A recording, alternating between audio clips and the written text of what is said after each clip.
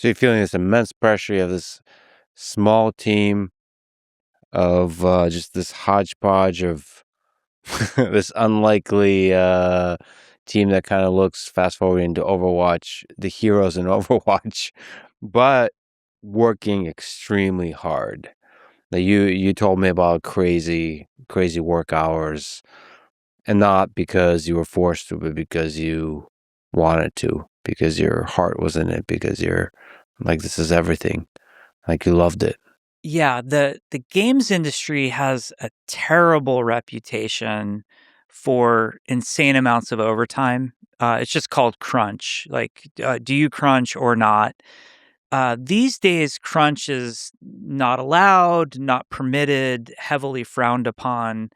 If we were to work overtime, somebody write an article about it next week and say how horrible we are for working overtime. Back then, we worked insane, and I mean insane hours. The longest shift I ever worked straight was 30 hours. That's when we were gold mastering Warcraft 3. This was in I think War 3 shipped on July 3rd, 2002. So this would have been like late June, early July, probably late June. And I had nothing to do with War 3. I should just say that. Like in the credits, I'm additional help or additional testing or something like that. When I showed up in May of 2002, it was all hands on deck, World of Warcraft for E3. We got through E3 and then all hands on deck, the whole company, get War 3 out the door. For shipping Warcraft 3. And because I had not been involved with the game at all, and I was a brand new, wet behind the ears game designer, they're like, you're just going to help test whatever we tell you to test. So we're trying to gold master, and there's a crash that happens rarely. If you run one of the cinematics, like you have to be watching the cinematic after one of the levels, and then there was a crash that happened. And so a programmer put in some logging to catch it, and then they needed somebody to just over and over again, I need the crash to happen so I can fix the bug. And I sat there for 30 hours and just watched the cinematic for 30 hours straight. And it was the funniest thing. Like, it was almost surreal watching everybody leave which was a trickle out. Like, everybody kind of trickles out, like at different hours. You know, the family guys go much earlier than the single guys. And then watching everybody show up again the next morning, and they're all like dressed different. They look all refreshed. And I'm just like in the same position, you know, like eyes are beet red. To the soundtrack of the cinematic. Yeah. But we crunched World of Warcraft. The date slipped. So you do this thing. I remember Mark Kern standing the team up and saying, we're going to crunch early so we don't have to crunch later in the project. And I really believe he wasn't manipulating us. Like, I really genuinely believe that he believed in that. But with games, anything can happen. And we slip uncontrollably all the time.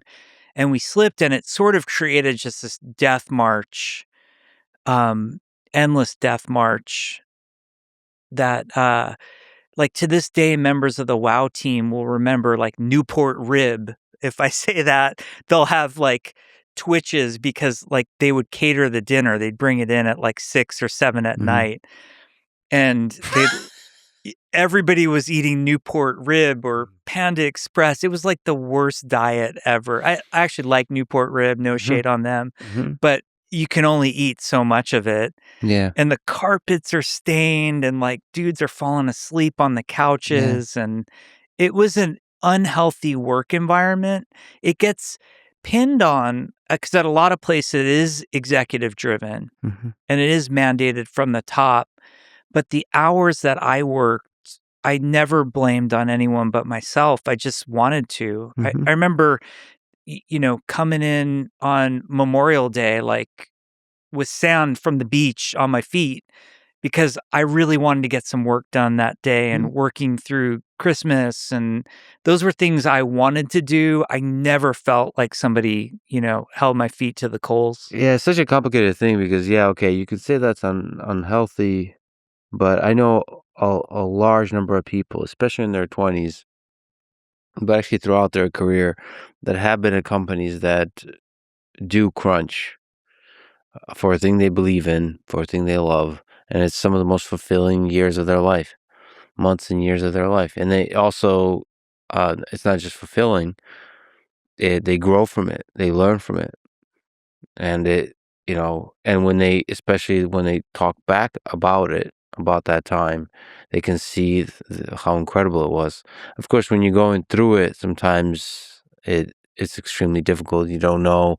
And then the crunch, like you mentioned, it's supposed to be a month or two, and then it turns out to be a half a year, and then maybe it turns out to be something like a Titan type game where you never actually ship it, and it's heartbreaking and the pain that's all, but then you look back and you realize how incredible that journey was. I think, like, my reflections on it many years later and having gone through, like, pretty crazy levels of crunch to more controlled, I think where crunch is problematic and people are good to be vocal about being opposed to it is when it's forced and unnecessary.